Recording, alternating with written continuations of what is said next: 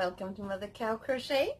I'm Christina and coming to you from a cloudy, quite cold west coast of Sweden today.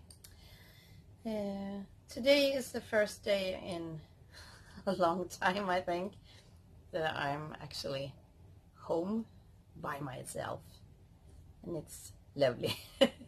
Sometimes you just need to get the kids out of the house and just breathe.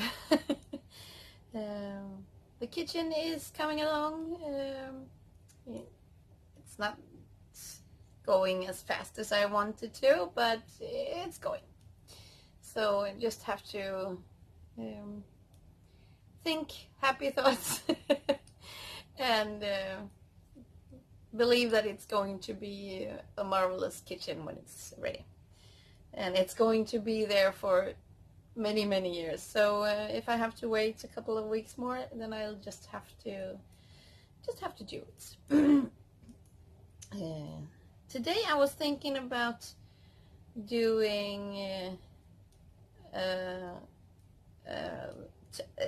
kind of a sit and sip, like Zeta is doing, but I've already had 2 cups of coffee, so I can't take more. So I'm doing a sit and knit instead. Sorry. Yeah, I was planning on doing one of those get to know me videos. And since I couldn't sleep last night because I had too much pain in my arms and fingers and my head and so on and so on, I could do some thinking, and I was thinking about what can I tell you about myself. So first of all, I don't know if I've done this before, but I'm going to tell you how I started to do crochet. It started a very long time ago. Since I'm 27 for the 15th year in a row. That means that it was ages ago when I was a little girl. And when I was a little girl, my dad taught me how to crochet. My mother was the knitter. Dad also knitted during the happy 60s and 70s. But Mom always did the knitting, and my grandma, my dad's mom, she was a crocheter. So Dad taught me how to crochet, and I did these long ropes. I did super long ropes and turned them into rope balls. I don't know what I did with them. I just did long ropes. And then I think I tried to do, the meaning was perhaps that I was going to do a scarf. But you know, the start of a crocheter, it starts this wide, and then it goes this wide, and then it goes that wide. It wasn't a especially pretty thing. And then my mom taught me to knit, so I knitted my own doll once. Super cute. Totally not followed the pattern, I think, because the head turned out really big. But I did it myself, and I was very proud of her. And then I didn't do anything of that. I knitted some squares when I was around 20, something like that. They didn't become anything. And then when my 8-year-old, she was about 1.5, then she had a quite big surgery, a skull surgery. And when she was in the hospital for, could it be a week, I think. Then I bought a skein of yarn, and I bought a crochet hook, and I just crocheted. I don't know how I did it or what I was thinking, but it turned out to be a hat, and I didn't have a pattern. And it was a really nice hat. So her big sister, so that was about 2.5 at that time. I think 2.5, no, three, about 3. She took that one, and she loved the hat. And then the 8-year-old, as she grew older, she took that hat. So that was a quite good, and that sets the start of my crocheting. So I've crocheted for about 6.5 years. Almost. In the start it wasn't every day, but the last 5 years, I think, I probably crocheted every day.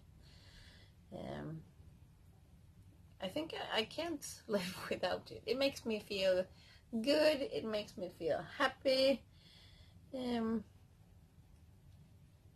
makes me feel good about myself, that I'm doing something and not just sitting on my butt in the sofa.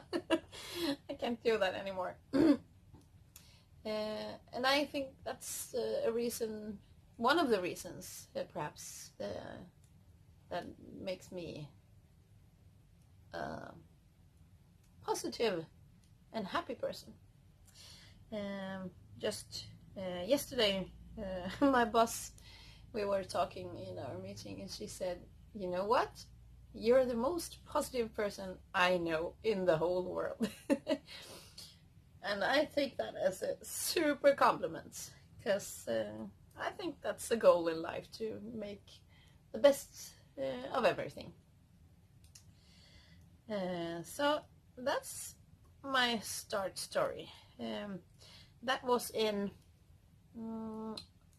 October, November, the start of November, 6.5 years ago.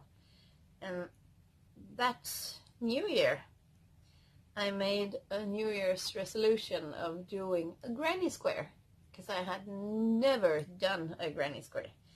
And I found a tutorial, a Swedish tutorial, because I really couldn't do American or English patterns at that time. So I found a Swedish tutorial of a granny square, and I think I think it took, I did that on the 1st of January, I think.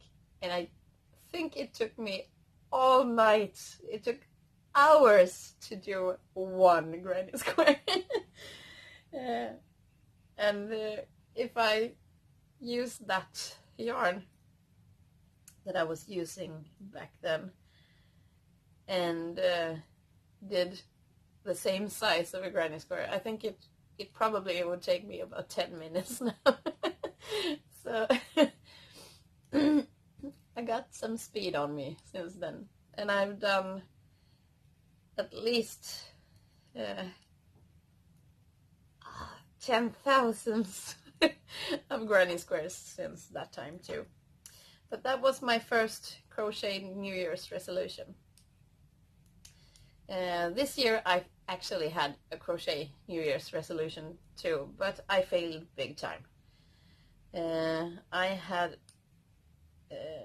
an idea of writing down everything I do, just for the fun of it. You know, some of us crocheters are a bit crazy, and I'm one of those crazy persons. I don't like patterns, I don't like to be put in a frame, but when it comes to listing up things that I have done, I'm super square. I think that's super fun, actually. And I know Faye from the Crochet Circle, I think it's called that. She does that. and I started, and I came to March, I think, this year, and then I did so many things, and I forgot to put it down, and then I forgot how much yarn I've used, and then I forgot to put it in, and at the end I had so many things that I hadn't put on my list, so I just stopped. So I was thinking perhaps doing that one for 2019. So I'm building up my New Year's resolution pile. So I got that one to write down the things I've done. I would love to buy a book, print out a picture, and put it in, write just a little bit about it, that it was a sweater for this or that one, and perhaps write down how much yarn I used in grams, so I can count it together at the end of the year. I think I could do 3 months or 4 months in a row, and then count it together, and then do the big counting at the end, just to see how crazy much yarn, how many kilos of yarn that it goes through my knitting needles or my crochet hook a year. That would be a super hilarious thing to do in my world. Not for everyone, but I think it would be interesting, I think. So I think I'm going to try to do that one. And then I've got the yarn stop.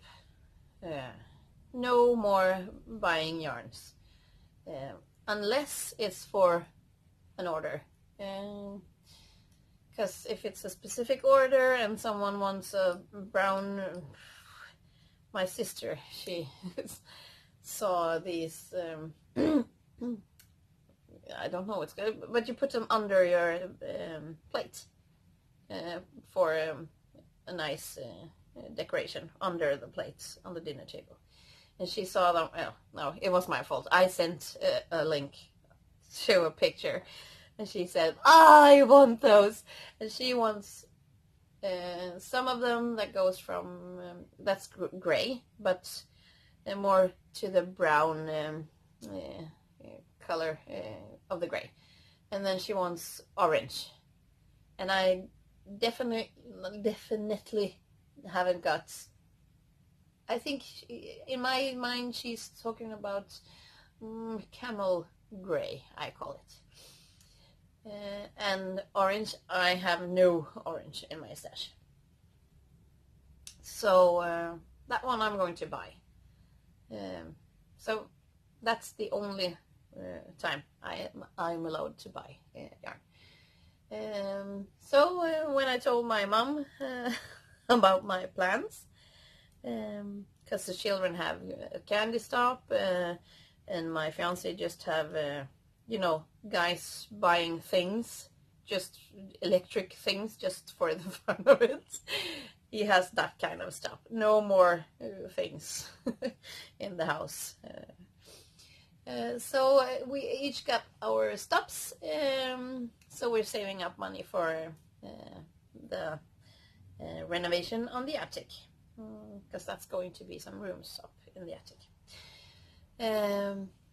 And when I told Mom about that, she said, oh, that's good. Now I know what to buy you when I want to buy you a present. And I said, of course, that's totally allowed.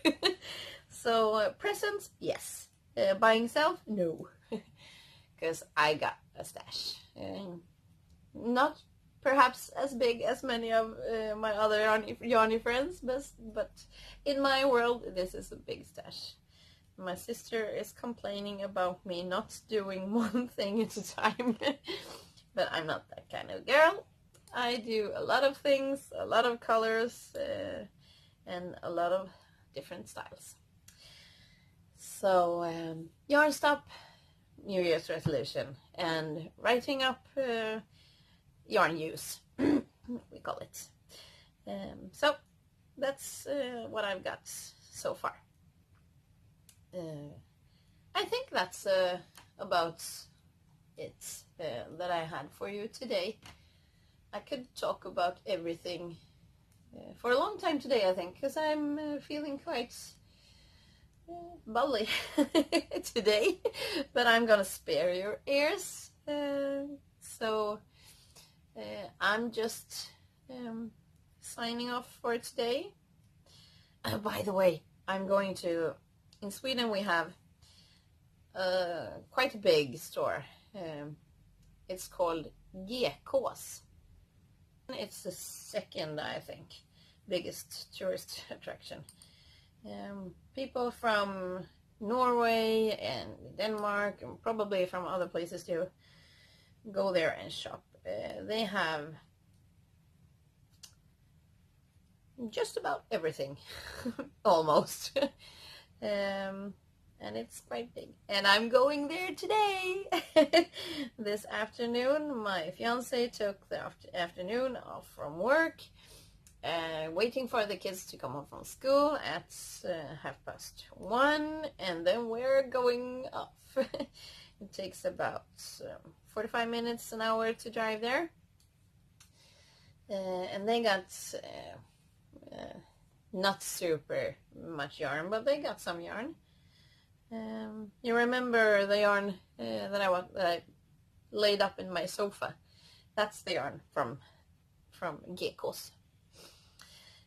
So I'm going there, and since it's not New Year and it's not 2019, I'm allowed to buy some yarn. So I'm not buying that much, but I'm buying black and white for the spider blanket for my 2-year-old. The boy loves spiders, and he's a little bit afraid of them, but he thinks they're quite interesting.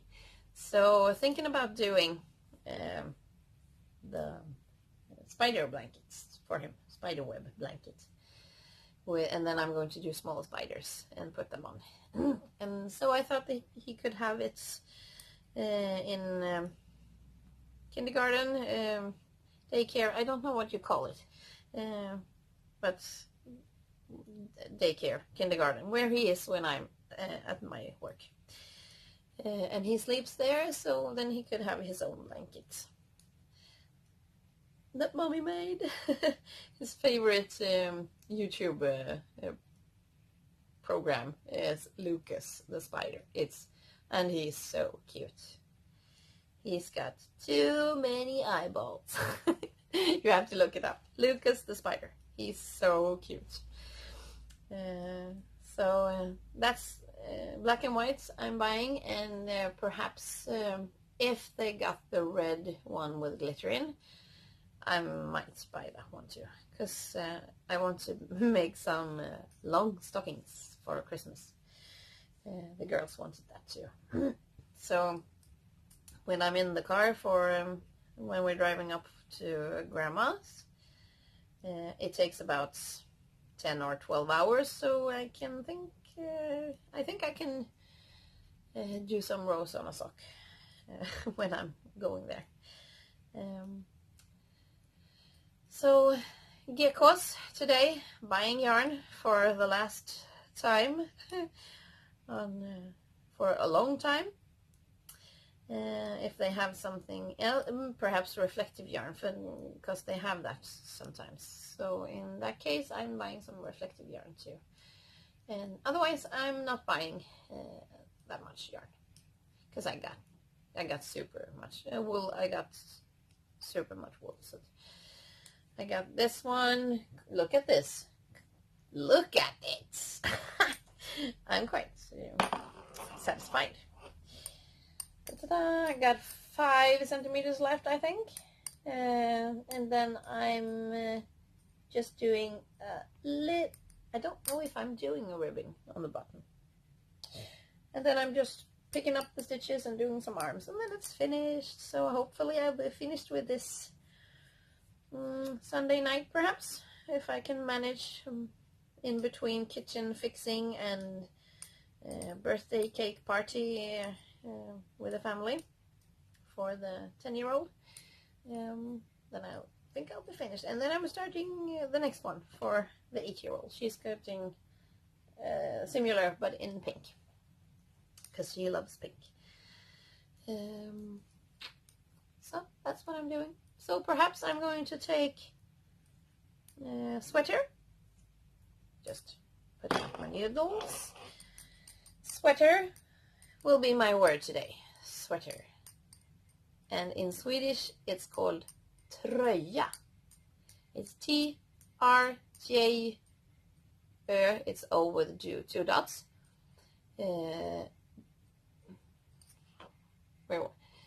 Just skip that one.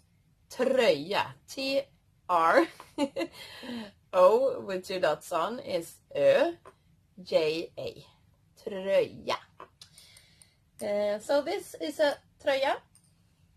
This one is blue, and blue is blå. B-L-Å. And O is an A with a ring on top.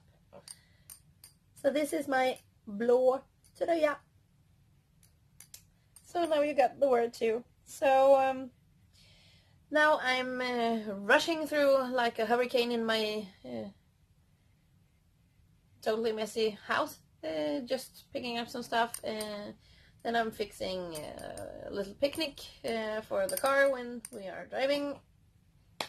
And then I'm just doing some knitting until the rest of the family gets home. So have a super Friday, and tomorrow I'll show you what I bought. So see ya, bye.